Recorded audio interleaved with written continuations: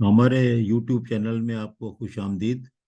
इसका बुनियादी मकसद ये है कि हम अपने पढ़े लिखे नौजवानों को या और मिडिल एज के जो लोग हैं जो कि क्वालिफाई करते हैं फॉर कैनेडियन इमिग्रेशन, तो उनको एम्पावर किया जाए, यानी कि उनको इतनी नॉलेज दे दी जाए, इतना इसके मुतालिक बता दिया जाए ताकि वो अपने फॉर्म खुद भर सकें, या कम से कम अगर वो फॉर्म नहीं भरते जो आखिरी स्टेप है, तो कम से कम सारी मालूमात उनको हो ताकि वो किसी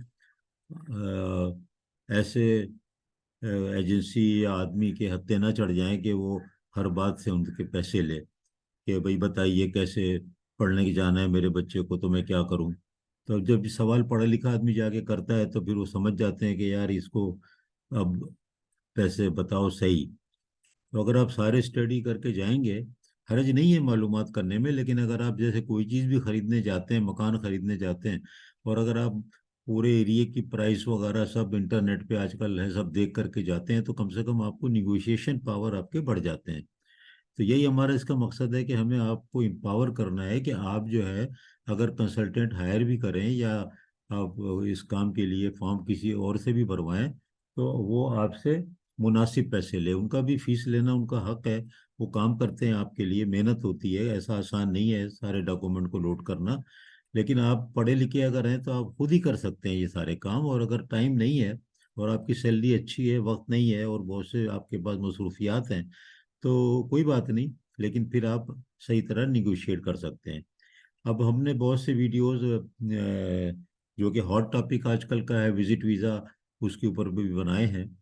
अब एक और तरीका है कि आप इमिग्रेशन ले सकते हैं अगर आप डायरेक्ट एक्सप्रेस एंट्री के लिए क्वालिफाई नहीं कर रहे हैं, या आप उसको मुश्किल प्रोसेस समझते हैं। तो यंग लोगों के लिए, और जो 25 30 40 45 साल जिनकी एज के नंबर कट जाते हैं काफ़ी, तो कम से कम वो ऐसा कर सकते हैं कि अगर वो यहाँ पर ग्रेजुएशन हासिल कर चुके हैं या डिप्लोमा 3 साल का, तो वो कनाडा में 1 साल का, कम से कम 1 साल का कोई कोर्स में दाखिला ले लें। वो ये मैं बना रहा हूँ, ये वाली इंट्रोडक्टरी है। अब दाखिला लेने के लिए कनाडा ने ये किया हुआ है कि वहाँ पर दो किस्म की स्ट्रीम आपको मिलेंगी, वो हम बारी बारी डिस्कस करेंगे। एक तो होती है डायरेक्ट स्टूडेंट डायरेक्ट स्ट्रीम, जिसको वो कहते हैं एसडीएस, और दूसरी नॉन एसडीएस। फर्क ये है कि एसडीएस जो है ना, स्टूडेंट डायरेक्ट स्ट्रीम, उसकी कुछ कंडीशन थोड़ी सी ज़्यादा हैं, और नॉन एसडीएस में कंडीशंस कम है। लेकिन ऐसी नहीं है कि आप पूरी नहीं कर सकें। तो उसमें ये फ़ायदा है एसडीएस में कि उसका जो वीज़ा रेशियो है ना, वो बहुत अच्छा है। मतलब 80 90% तक भी चला जाता है बाद औक़ात। लेकिन जो नॉन एसडीएस है, यानी कि non student direct stream, study work permit, तो उसको जो है ना, फिर वो उसके अंदर आपके वीज़ा मिलने के चांसेस 20 25% 30% से ज़्यादा नहीं होते हैं। ओवरऑल ये एक चल रहा है डेटा, आपको और लोग भी बताएंगे।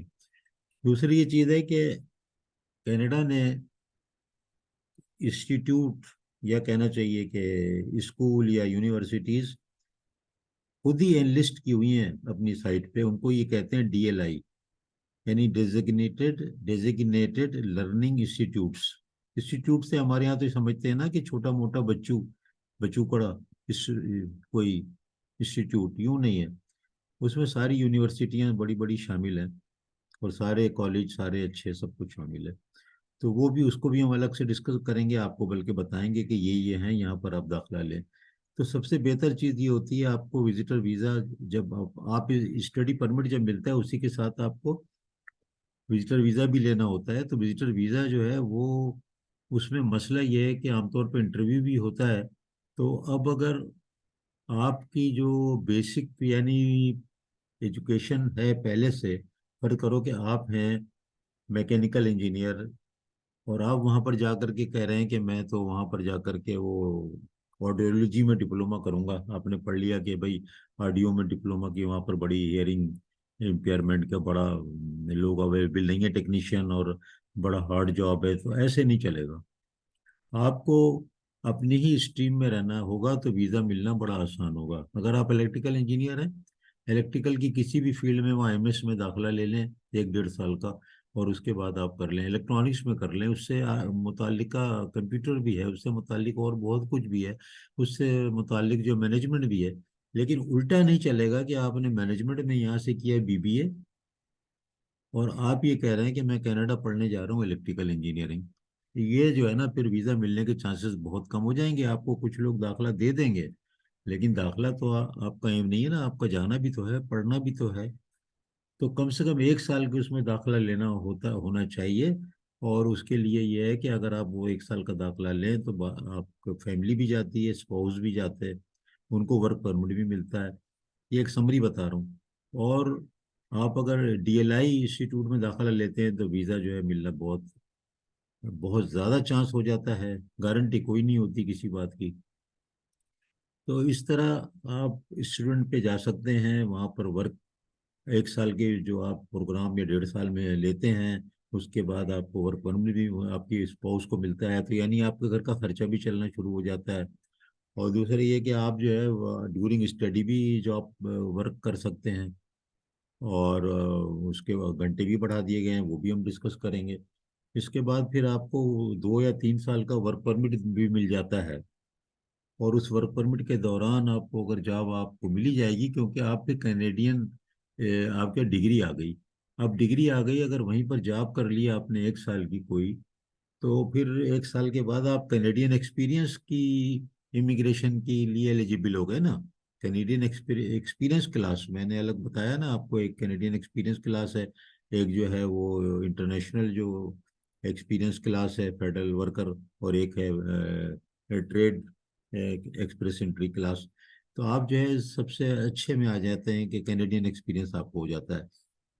तो तालीम हासिल करना भी एक अच्छी बात है। आप अगर यहाँ फर्क करो, आप एजुकेशन में यहाँ पर आप बीएस हैं, तो आप वहाँ मास्टर एजुकेशन में ले लीजिए, आप एजुकेशन मैनेजमेंट में ले लीजिए, आप एजुकेशन टेक्नोलॉजी में ले लीजिए।